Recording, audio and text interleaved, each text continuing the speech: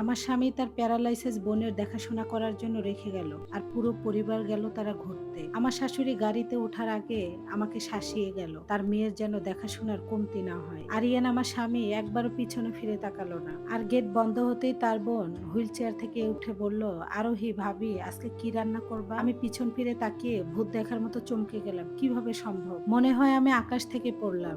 আরিয়ানের বোন নেহা 2 বছর যাবৎ প্যারালাইসিসে চেয়ারে বসে আছে। শুনতে পাওয়া তো দূরের কথা, নিজের হাতটাও ঠিকভাবে উঠাতে পারে না। তাহলে সে আজকে আমার সামনে কিভাবে দাঁড়িয়ে আছে সশরীরে? আমি বারবারই তাকে দেখছিলাম, তার কণ্ঠের ভিতরে কোনো জড়তা নেই, পরিপূর্ণ একজন সুস্থ মানুষ। আমি ভয়ে কয়েক ধাপ পিছিয়ে গেলাম। দেয়ালের সঙ্গে আমার পিঠটা লাগার সাথে সাথে দেয়াল ঘড়ির টিকটিক আওয়াজটা আমার মাথার ভিতরে হাতুড়ির মতো বাজতেছে। আমার ভয়ে মুখের অবস্থা দেখে নেহা ঠোঁটে আঙ্গুল দিয়ে ইশারা করলো চুপ থাকার জন্য। সে চট করে দৌড়ে যেয়ে জানালার পর্দাগুলো সরিয়ে দেখলো বাহিরের গাড়িটা ছেড়েছে কিনা। তারপর সে স্বস্তিতে নিঃশ্বাস ফিরলো।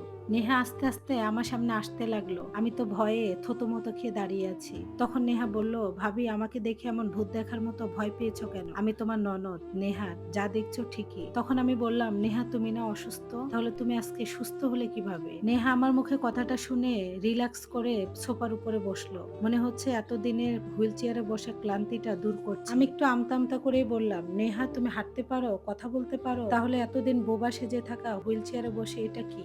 আমার প্রশ্নে নেহার মুখটা গভীর হয়ে আসলো, চোখ দিয়ে পানিগুলো বয়ে পড়ছিল। তখন বলল, ভাইয়ার মা যদি আজকে চিটাগং না যেত, এই অভিনয় যে আমাকে আরো কত বছর করতে হতো। ভাবি আমি তোমাকে সবকিছুই বলবো, তবে আগে আমাকে প্রমিস করো তুমি ভাইয়ার মাকে কিছুই বলবা না, না হলে আমার মরা মুখ দেখবে। নেহা তারপর আমাকে একটু ব্ল্যাকমেলও করলো, তুমি যদি এগুলো বলো তোমার কথা কেউ বিশ্বাস করবে না, আমি তো তার মেয়ে, তাই না? নেহার গলায় এতটাই দৃঢ়তার আতঙ্ক ছিল, আমি বাধ্য হয়ে মাথা নাড়ালাম। আরিয়ানের সাথে যখন আমার বিয়ে হয় তখন থেকে আমি দেখে আসছি নিয়ে একরকম এই সংসারে বোঝা। শাশুড়ি মা সারাদিন আমাকে খোঁটা দিতেন নেহার যত্ন নেওয়ার জন্য, আর আরিয়ান ভালোবাসার অভিনয় করলেও আসলে সে নেহাকে বোঝা মনে করত। আর আজকে তারা সবাই চট্টগ্রাম গেল, আর আমাকে ফেলে গেল নেহার সেবা যত্ন করার জন্য। আর এখন তো মনে হচ্ছিল পুরো পাশাটাই উল্টে গেল। আমি নেহার পাশে গিয়ে বসলাম, বললাম, বলো নেহা তোমরা কি লুকাচ্ছ? নেহা আমার হাতের উপরে হাত রাখলো। নেহার শরীরটা থরথর করে কাঁপছিল। নেহা বলল, ভাবি আজ থেকে 3 বছর আগে আমি প্যারালাইসিস ছিলাম না। আমি বিশ্ববিদ্যালয়ের সেকেন্ড বছরের ছাত্রী। বিশ্ববিদ্যালয়ে পড়াকালীন একটা ছেলের সাথে আমি রিলেশনে জড়িয়ে যাই। ছেলেটা ছিল মধ্যবিত্ত ফ্যামিলির। মার ভাইয়া যখন আমাদের রিলেশনের কথা জানতে পারে, আমার উপরে মার ভাইয়া প্রচুর টর্চারিং করে। ভাইয়া ছেলেটাকে ডেকে এনে মারধর করে এলাকা ছাড়া করে। আমি নিস্তব্ধ হয়ে শুনছিলাম। আরিয়ানের এই রূপ আমার তো জানা ছিল না। সেখানেই শেষ নয়, আম্মা আমার বিয়ে ঠিক করে 60 বছরের এক বৃদ্ধর সাথে ধনী প্রভাবশালী। আমি রাজি হইনি। বিয়ের আগের দিন রাত্রে ভাইয়া আমাকে একটা জুস খেতে দেয়। সে জুস খাওয়ার পর থেকে পুরো শরীর আমার আস্তে আস্তে অবশ হতে শুরু করে। আমি সঙ্গে সঙ্গে সেন্সলেস হয়ে যাই। যখন আমার জ্ঞান ফেরে তখন দেখি আমি হসপিটালে। ডক্টর বলল আমি নাকি স্ট্রোক করেছিলাম, আর আমার কোমর থেকে পা পর্যন্ত নাকি আস্তে আস্তে অবশ হয়ে যাবে, আমি প্যারালাইসিস হয়ে যাব। সাথে আমার কণ্ঠস্বরও চলে গিয়েছিল। আমি তখন নেহাকে বললাম, তাহলে আরিয়ান কি তোমাকে বিষ দিয়েছিল? নেহা বলল, না ভাবি, কোনো একটা কড়া ড্রাগস দিয়েছিল, কিন্তু উপরওয়ালার ইচ্ছায় 1 বছর পরে আমি আস্তে আস্তে সুস্থ হতে শুরু করি। আমি আস্তে আস্তে আঙ্গুল নড়াতে পারি। তারপর আমার গলার কণ্ঠ আমি ফিরে পাই।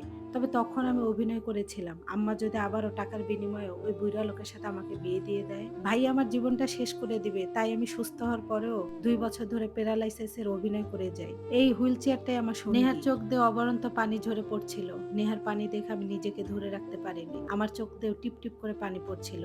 যেই মানুষটা আরিয়ানকে আমি এতটা ভালোবাসতাম, যে শাশুড়িকে এতটা স্নেহ করতাম, তারা আসলে এমন, তাদের আসল রূপ আমার জানা ছিল না। নেহাকে তখন আমি বলি, তাহলে তুমি আমার সামনে কেন সত্যিটা প্রকাশ করলে? তখন নেহা একটু হেসে বলল, 6 মাস ধরে আমি হুইল চেয়ারে বসে দেখতেছি ভাবি ভাইয়ার মা তোমার উপরে কতটা মানসিক নির্যাতন করে। তোমার কষ্ট দেখে আমি খুব কষ্ট পেতাম। তুমি খুব ভালো মেয়ে, আমি 6 মাস ধরেই তোমাকে দেখতেছি। আর আমাদের সুযোগ এসেছে এই নরক থেকে দুইজনারই বের হওয়া। ওরা 4 দিনের জন্য ঘুরতে গিয়েছে। এই 4 দিন আমরা অভিনয় করব না, অনেক শান্তিতে বাঁচবো, আর আমরা নিখুঁত একটা প্ল্যান করব।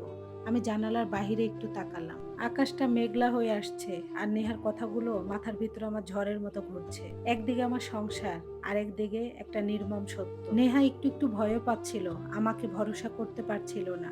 নেহার হাতটা তখন আমি জড়িয়ে ধরলাম আর বললাম, নেহা তোমার জন্য আজকে আমি সরিষা ইলিশ রান্না করব, তোমার পছন্দের, আর খিচুড়ি। আজকে দুইজন মন ভরে খাবো আর সারাদিন গল্প করব। আর আমরা দুইজন ভাববো এই খাঁচা থেকে কিভাবে মুক্তি পাওয়া যায়। নেহা হাসলো। নেহার মুখে কোনো পঙ্গুত্তর হাসি ছিল না, বরং মুক্তির হাসি ছিল। কিন্তু আমি জানতাম 4 দিন পর যখন শাশুড়ি মা আর আরিয়ান ফিরে আসবে তখন আসল খেলা শুরু হবে। সরিষা ইলিশে ঝাঁঝালো গন্ধ আর খিচুড়ি গ্রানে পুরো ঘরটা ম ম করছে। আকাশটা অন্ধকার হয়ে বৃষ্টি নামলো। পুরো ঢাকা শহর যেন বৃষ্টিতে থমথম করছে। ডাইনিং টেবিলে বসা আমি আর নেহা এই প্রথম কাউকে দেখলাম এই বাড়িতে তৃপ্তি করে খাচ্ছে। নেহা একটার পর একটা ইলিশ মাছের পিস প্লেটে নিয়ে মুখে তুলছে। যেই মেয়েটা এতদিন যাওয়ার মতো লিকুইড খাবার খেয়ে বেঁচে ছিল, সেই মেয়েটা আজকে কি সুন্দর করে তৃপ্তি করে খাচ্ছে। দেখে যেন আমার বুকের ভিতরটা আনন্দে হেসে উঠলো।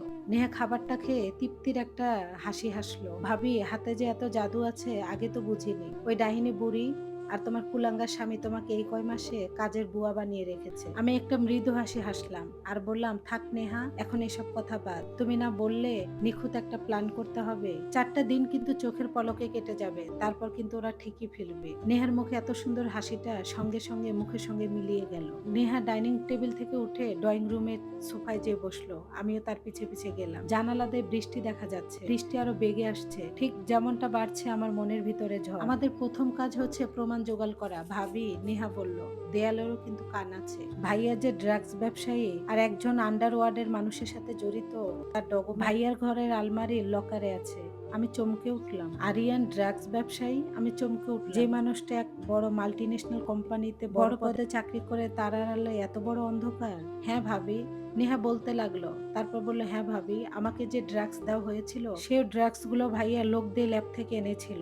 ভাইয়ের লকারের চাবি সব সময় ভাইয়ার মানি ব্যাগে রাখে। কিন্তু সে এবার যাওয়ার সময় একটা ভুল করেছে। আমি তখন বললাম, কি ভুল? তখন নেহা মৃদু হেসে কামিজের পকেট থেকে রূপালী রঙের একটা চাবি বের করলো। এই লাইভ হিস্ট্রিটা দ্বিতীয় পর্বের জন্য অপেক্ষা করুন। ধন্যবাদ সবাইকে।